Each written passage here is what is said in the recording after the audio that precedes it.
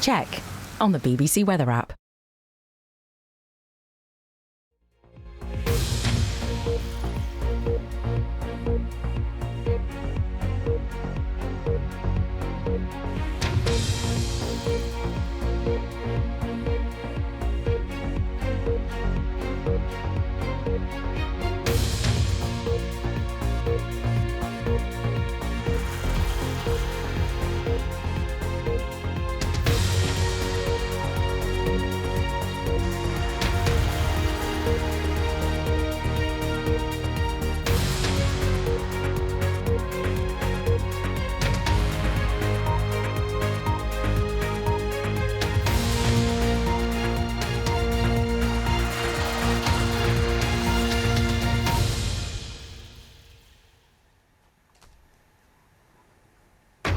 Live from London, this is BBC News.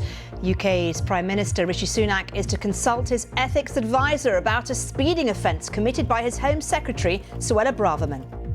The battle for Bakhmut continues. A Russian mercenary group claims its fighters have taken control of the city, but President Zelensky insists that's not the case. And today, BBC News launches BBC Verify. Our new team has looked at how Russia is fortifying its defences ahead of an expected Ukrainian counter-offensive.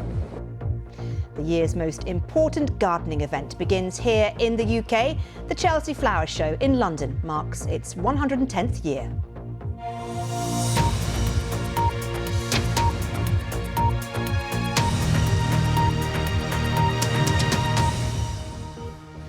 Hello and a very warm welcome. I'm Maryam Moshiri. Welcome to BBC News Now. 3 hours of fast-moving news, interviews and reaction. Well, we start here in the UK, where the Prime Minister Rishi Sunak is to consult his ethics advisor about a speeding offence committed by his Home Secretary. Suella Braverman was caught speeding in 2022 and asked the civil service for advice about arranging a private speed awareness course. She was Attorney General at the time, or the government's top legal officer. Well, opposition parties say she should quit if she's found to have breached ministerial code. But a government source has denied that her actions did so. Well, let's cross live now to Westminster and our political correspondent Peter Saul. And Peter, give us an update about what we know so far. Yeah, we're waiting to hear from Downing Street as to whether the conversation that the Prime Minister was due to have at some point today with his ethics advisor, Sir Laurie Magnus, has actually happened. Government sources keen to stress that this is just a conversation at this stage. There's no suggestion that they're about to order an investigation into whether Suella Braverman, the Home Secretary, broke the ministerial code. Rishi Sunak, of course, fresh back from the G7 summit in Japan. He's probably suffering a little bit with jet lag and now having to deal with another set of headlines about a senior figure in his government. On day one, this was a Prime Minister when he first walked through that famous black front door of number 10 Downing Street. He promised a government of professionalism, accountability and integrity. Since then, he's lost 3 cabinet ministers, most recently his Deputy Prime Minister, Dominic Raab, following a bullying probe, and now questions swirling around Suella Braverman. And perhaps unsurprisingly, when the Prime Minister was asked about this in Japan yesterday, he wasn't best pleased that was the focus of journalists' questioning. I don't know the full details of what has happened, nor have I spoken to the Home Secretary. I think you can see firsthand what I've been doing over the last day or so. But I understand that she's expressed regret for speeding, accepted the penalty and paid the fine. I should stress that there's no suggestion that Suella Braverman broke the ministerial code for getting a speeding fine. Yes, that looks quite bad.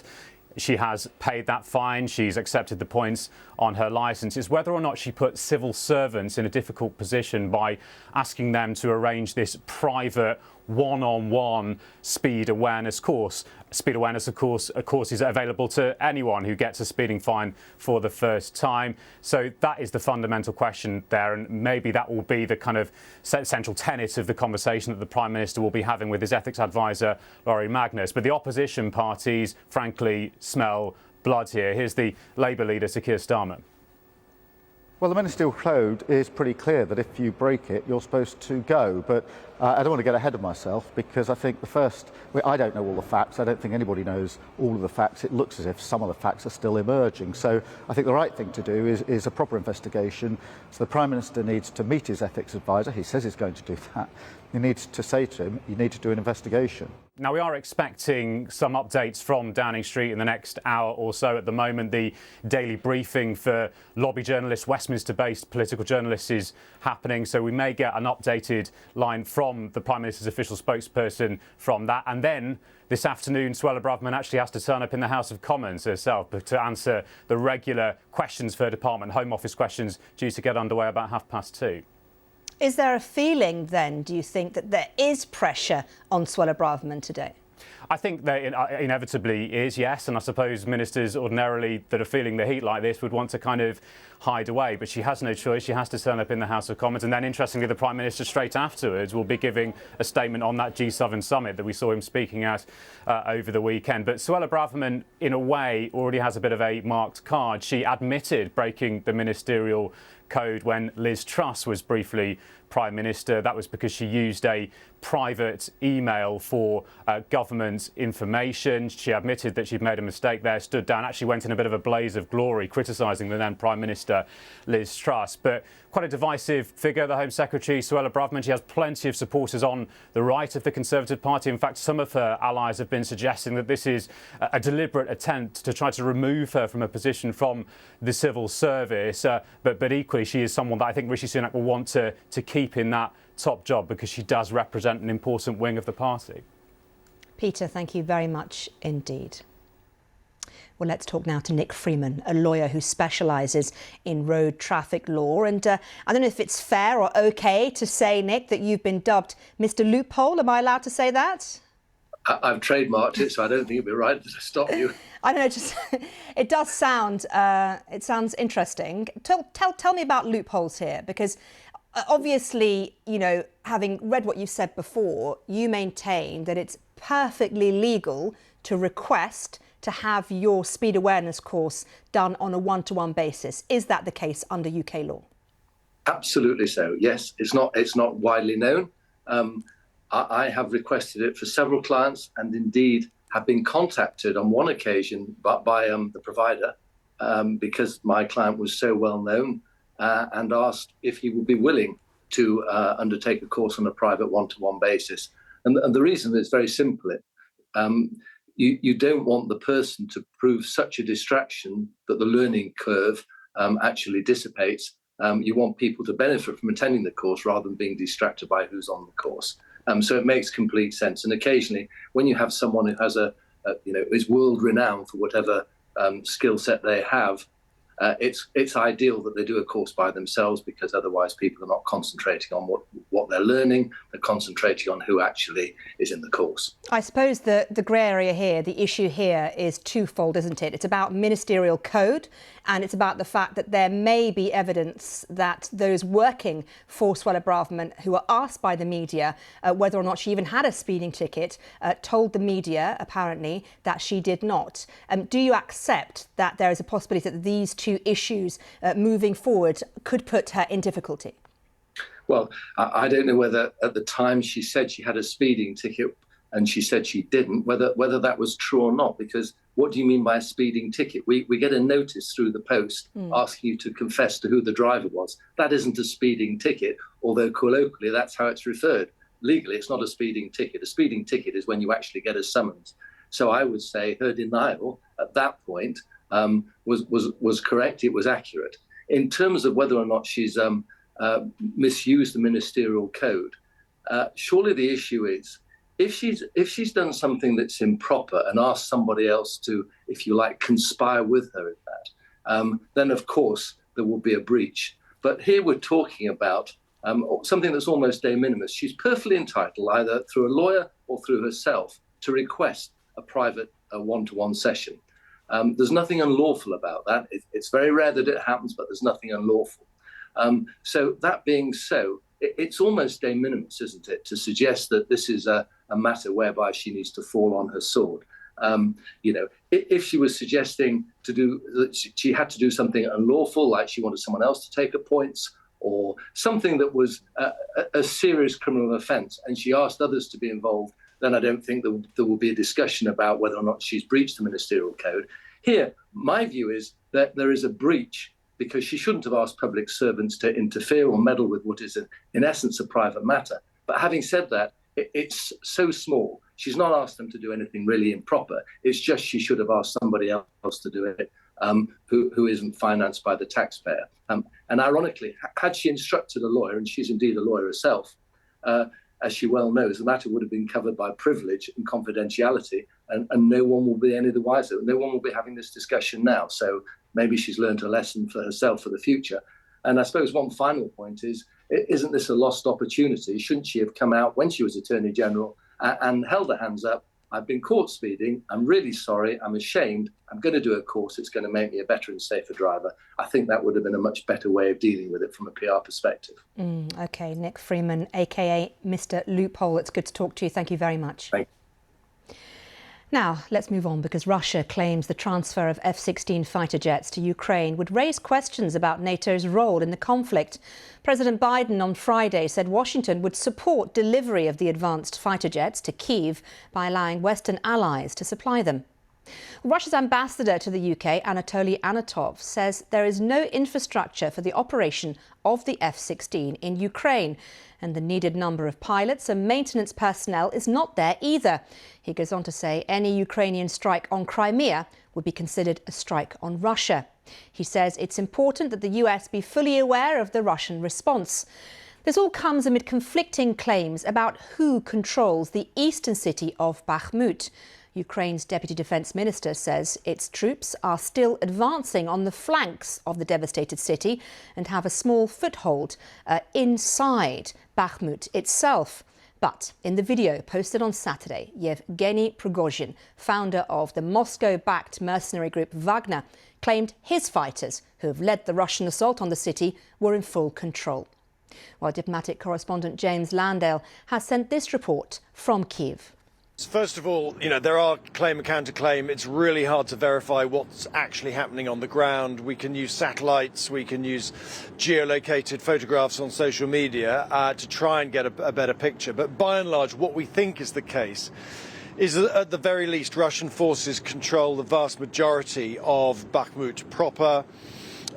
When you speak to Ukrainian commanders, they say things like, well, we got a small bit, a few buildings, an insignificant patch. So that's been the case, for some weeks now. There may or may not come a time when that last little patch is taken over by Russian forces, and we'll have to rely on both them and the Ukrainians and what they admit at the end of it. But we should not use, I think, at the moment, words like victory, simply because it's taken Russia 8 months to get here.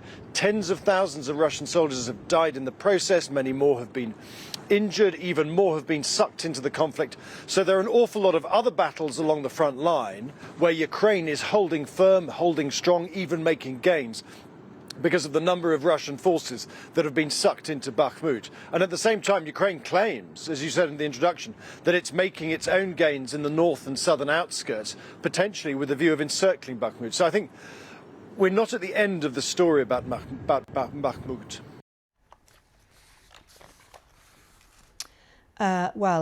Today BBC News has launched a new brand called BBC Verify, which brings together forensic journalists and experts from across the organisation. And one story they've been looking at is the extensive defences being built by Russia as it prepares for a Ukrainian counter-attack. Here is our analysis editor, Ros Atkins. Ukraine is expected to launch an offensive soon, and BBC Verify has been looking at how Russia is building up its defences.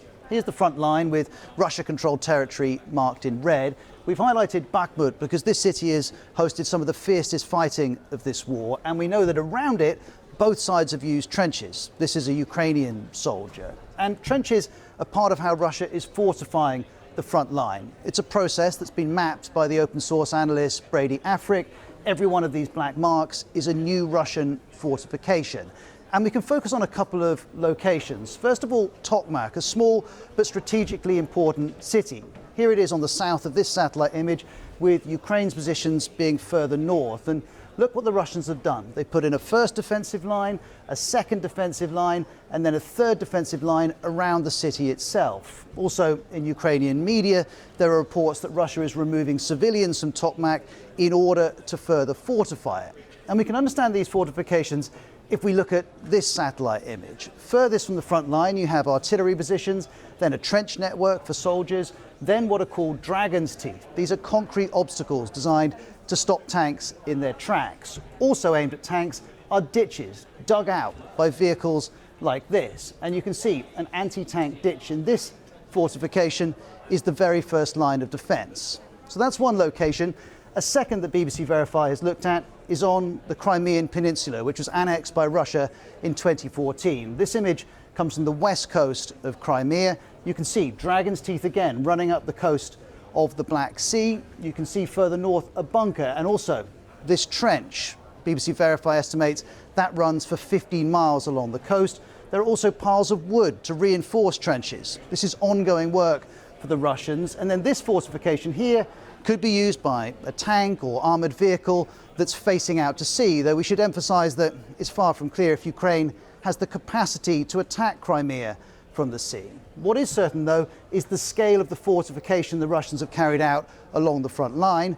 Now it waits to see if Ukraine attacks. Well, that's Ros Atkins there from the BBC's Verify service. Expect to see a lot more verification of pictures of different viewpoints that we get here at the BBC throughout the day today and indeed going into the future. But now let's cross live to Justin Crump, who is the British Army veteran and the Sibylline CEO, the intelligence consultancy. Good to talk to you as always, Justin. Hope you're well. Let me ask you first of all, we talk about Bakhmut quite a lot on this programme. Why is it important? I mean, it's a great question. It was really regarded a few months ago as little more than a speed bump for the Russians on their way to Sloviansk and Kramatorsk, the cities further to the west of their real objectives. And it's taken on a significance really just because of the political nature of the struggle for the city. It's gone on so long that it's assumed a status out of all relative merit compared to its position on the ground, its tactical significance. So it is not a great step forward militarily. But obviously politically and in terms of morale, it's had this symbology for the Russians in particular. And Bakhmut, as you say, is small, but the Russian advance has been steady. We have a map, in fact, I think, Justin, to show their progress since they said that it was their intention to take Bakhmut in August. Talk me through the progress as we watch the map unfold. I mean, the main thing I'll bring in here is the fact that obviously we're pretty zoomed in at this point from the maps we saw earlier in the conflict with, you know, big Russian arrows advancing 50, 100 kilometers a day. I mean, this is a small area, but you see Russia's progression from the east, pretty much steadily frontal onto the city, just pushing the Ukrainians back, so inch by inch, yard by yard. And they do take a couple of gains north of the city. The city of Soledar, just to the north, was a really good objective for Russia to unlock the attack on Bakhmut itself. But you see how slow and creeping this progression has been for a comparatively small city, certainly compared to, say, Mariupol or Sloviansk. It is inching forwards. It's just pushing the Ukrainians back from the front. What you're not seeing is Russia break past the city, isolate it, cut the supply lines to the city. They've never managed to do that. They still actually haven't. And so when they talk about control, I think what this shows is, yes, you might be at the limits of buildings or the edge of a point on the ground politically defined as the city boundary. But if you don't control the area to the west, the roads, the high grounds, and particularly to the flanks, then control could be pretty tenuous for Russia. Justin, looking ahead, the spring offensive looks now like it's going to become a summer offensive. And we saw Ros Atkins showing us the static defences. As a former tank commander yourself, how do you stop this type of advance? I think the point of obstacles I bring out, and if you look at all these belts and miles, 1,500 kilometres of obstacles in multiple banks, it looks pretty formidable, but you do the calculations and Russia, if they have 150,000 combat troops in the front, can put one every 10 meters, and that's in a line with nothing behind it. And obviously they're going to have depth, as you've seen from those images. It's about the sort of depth of obstacles they have. They don't have troops to fortify every inch of this. They're not sitting like the First World War arm in arms. So the point of the obstacles is really to slow an assault, is to make it difficult, and then bring down artillery fire, bring down weapons fire on the enemy that's crossing the obstacle. We have a saying in the military that it isn't an obstacle if it's not covered by fire, if you can't fire on it, if you can't bring weapons to bear on it. So that's what makes it dangerous. And actually, of course, if Ukraine can do a crossing somewhere and the obstacles start breaking through without the Russians being able to fire at them or see them or sense them, then to be honest, this is just an engineering task. It's a case of blowing up minefields, of pushing dragon's teeth obstacles out of the way, filling in trenches. And that's pretty easy if no one is firing at you. But if you're being fired at by artillery and you can't bring your forces together and you're being counterattacked, that's what makes it difficult. So this is the challenge for Ukraine. How do they use deception? How do they use stealth? How do they misdirect the Russians? How do they paralyze any Russian mobile reserves, detect Russian artillery early and kill it? And of course, the constant battle between UAVs at the moment for awareness, which gives this new ability to really see over the hill and see what each side is planning, that makes this more challenging than maybe it would have been, say, in 1991 in the Gulf, where there were similar levels of obstacles, not quite as complex as this, but some of the same philosophy. And of course, that's an almighty challenge for any commander. So I think the merit of Ukraine taking their time now, Russia's on the defensive, they have time, they can build up better supplies, build up a better picture and proceed. OK, Justin Crump, always really good to talk to you. Very clear, concise explanation of what's going on. And I appreciate your time. Thank you. Thank you. Around the world and across the UK, this is BBC News. Now let's look at some stories making news across the UK. A report says many of the young survivors of the Manchester Arena bombing have failed to receive adequate psychological support. It's 6 years since the attack in which 22 died and more than 900 were injured at an Ariana Grande concert. The report by the charity National Emergencies Trust and Lancaster University suggests some have been offered no support at all. The Labour leader, Keir Starmer, has pledged to get the NHS off its knees by tackling waiting lists and deaths from heart disease and stroke. He's been setting out his plans for the health service should Labour win the next general election during a speech in Essex. Well, earlier he acknowledged to the BBC that his plans could take up to 10 years to achieve. Two leading academics are calling for all potential work-related suicides to be investigated by the Health and Safety Executive. Writing in the BMJ, the British Medical Journal, the experts said change was needed after the death of the head teacher Ruth Perry following an Ofsted inspection. The watchdog says it carries out its work professionally and sensitively.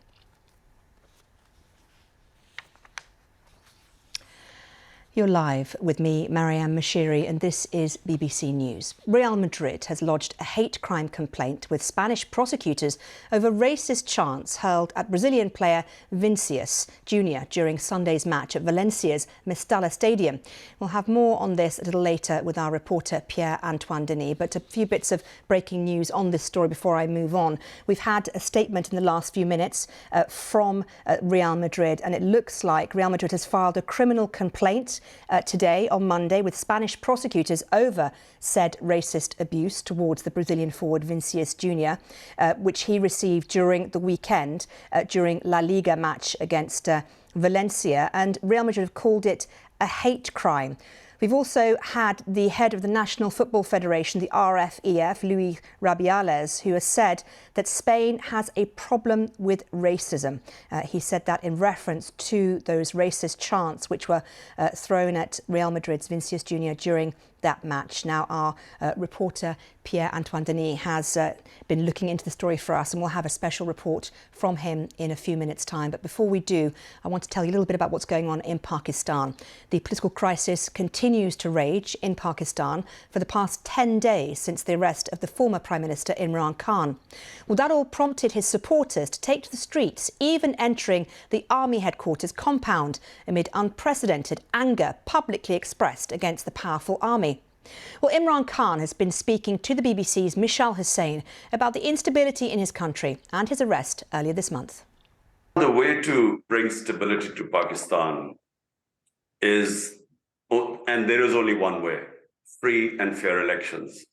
Because what free and fair elections would do is they will bring political stability. And once you have political stability, only then can you bring economic stability. Right now, because there's political instability, no one knows where the country is going. People are not even sure the elections will be held on time. Already the government has violated the constitution. The two provincial assembly elections were supposed to be held in Punjab and in Pakhtunkhwa, that's 70% of Pakistan. They were supposed to be held on the 14th of May. So the government has already violated the constitution. Reason being, they are scared that my party, PTI, is so ahead in the polls that they are scared that they will lose. So they have violated the constitution. Now, worry right now is that they won't even hold the elections in October. General elections scheduled for October in time. We're live now to our Pakistan correspondent, Caroline Davies, who joins us from Islamabad. And Caroline, we heard a little clip of what Mr. Khan spoke to Michelle Hussain about, but he also went on, didn't he, to make certain claims about his supporters. How difficult is it to verify those claims? Maryam, it's particularly difficult given as well that Imran Khan is making these claims but not providing any evidence to us to back them up. So a few different claims that he's made during the course of the interview. He said that when he's appearing in court tomorrow here in Islamabad, that he expects 80% chance that he'll be arrested. Now, to give you a bit of context to that, Imran Khan tweeted last week that he thought he was about to be arrested again and then wasn't. Now, he's currently got bail until the end of the month. It's perfectly possible that a different case could be brought against him, but at the moment that hasn't happened and Imran Khan isn't presenting us with that evidence. Another thing that he talked about was saying that that his party didn't have any violence in it. Now, it's certainly true that the PTI has not been encouraging people to act in a violent way, but when we were out covering the protests, we certainly saw people that were very vocal supporters of Imran Khan out on the streets who were throwing stones and using slingshots against the police. So there was certainly a level of violence that was being used by people that we spoke to that supported Imran Khan. Another point that he made was he suggested that there had been people who were sort of essentially interlopers inside the crowd that were trying to encourage people to attack the buildings, the army buildings. Again, he provided no evidence, so really difficult for us to verify any of these claims being made by the former Prime Minister of Pakistan, Imran Khan. Caroline, thank you very much indeed. Caroline Davies there, our correspondent in Islamabad. As always, you can go to our website for all the very latest on what you've been watching here on BBC News, including much more from our new BBC Verify. But stay with us here on the BBC. I'm back in a couple of minutes.